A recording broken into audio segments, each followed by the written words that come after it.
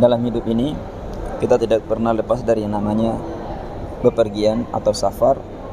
Entah keperluan apapun, tentunya keperluan yang diperbolehkan, di mana Allah Subhanahu wa taala katakan, "Walladzi ja'ala lakumul arda dalulan famshu fi manakibiha wa kulu min rizqih." Allah menjadikan kita bumi dan menundukkan untuk kita, ya. Famshu fi manakibiha, maka jelajahilah di seluruh penjuru bumi ini.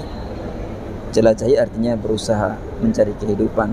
Fakulu mir rizqi, dan makanlah apa yang Allah rizkikan. Artinya setelah kita berusaha, kemudian rizki Allah itu datang. Fakulu mir rizqi wa ilaihin nusyur, dan juga jangan kita lupa kepada Allah Subhanahu wa taala kita kembali. Berbicara tentang bepergian di dalam Islam, tentu ini berbicara sesuatu yang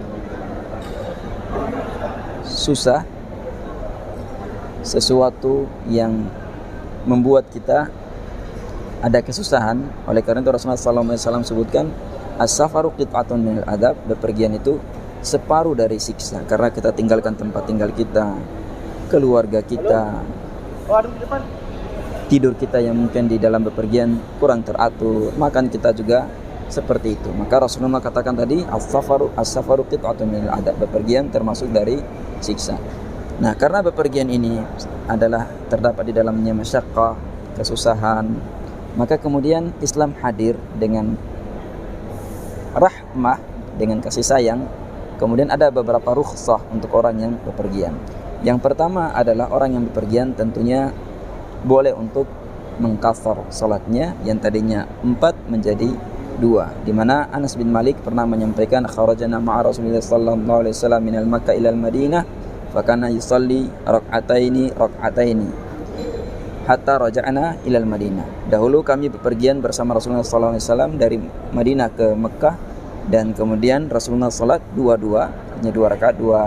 rakaat, zuhur 2, kemudian asar jadi 2, isya juga jadi 2, adapun maghrib dan subuh tidak termasuk. Hatta raja'na ilal Madinah, sampai kemudian kami kembali. Nah, selain juga kita mengqashar, juga kita diperbolehkan menjamak. Ya, hal ini juga sebagaimana penuturan Muadz bin Jabal ketika beliau menyampaikan, kharajana ma'a Rasulullah sallallahu alaihi wasallam fi ghazwati Tabuk. Kami pergi bersama Rasulullah sallallahu alaihi wasallam pada ghazwati Tabuk, ya. Fa kana yusalli zuhra wal asra jami'an wal maghrib wal isya jami'an, di mana beliau gabungkan antara zuhur dan asar, dan maghrib dan isya. Ya, jadi ini adalah rukhsah, bentuk kasih sayang dari Allah Subhanahu wa taala. Adapun yang kedua adalah mashu alal khuffain, atau membasuh 2 sepatu. Di mana ada seorang datang bertanya kepada Ali radhiyallahu anhu tentang membasuh 2 sepatu, kemudian beliau menyampaikan, salasata ayyamin wa layaliyahunna lil musafir wa yawman wa lailatan. Orang yang 3 hari 3 malam untuk orang yang bepergian, dan kemudian 1 hari 1 malam untuk orang yang mukim. Kenapa orang yang bepergian disunahkan untuk masuk alal khuffain? Karena mungkin dia kesusahan ketika ingin berwudu, tentunya di dalam pesawat, di dalam kereta kesusahan, maka saat itu dia perbolehkan masuk alal khuffain, yang dimana selesai berwudu seperti biasa, kemudian pas membasuh kaki, duanya tinggal tangannya dalam keadaan lembab, dan kemudian dibasuh satu kali. Tapi dengan syarat ketika dia hendak membasuh tentunya dari rumah atau dia menggunakan sepatu itu, yang pertama sudah ada niatnya, dan kemudian yang kedua dipakai dalam keadaan suci. Adapun yang ketiga adalah orang yang bepergian kemudian bisa mendapatkan rukhsah tayamum, tentunya setelah tidak mendapatkan air atau susah mendapatkan air, atau takut ketika dia tidak ada air di atas pesawat atau di dalam kereta, dan kemudian kalau tunggu sampai ke stasiun atau sampai ke bandara waktu sholat udah keluar dari waktu sholat, maka diperbolehkan untuk orang tersebut untuk bertayamum, ya, di mana Allah Subhanahu wa taala katakan, fa illam tajidu ma'an fatayammamu sa'idan thayyiba. Jika kalian tidak mendapatkan air, maka berwudulah dengan tanah yang baik. Famsahu biwujuhikum, basuh wajah, wa aydikum, dan juga tangan kita. Cara tayamum ya sangat mudah, cukup dengan ditepukan. Kalau di dalam pesawat, di atas kereta itu insya Allah semua tempat ada debunya.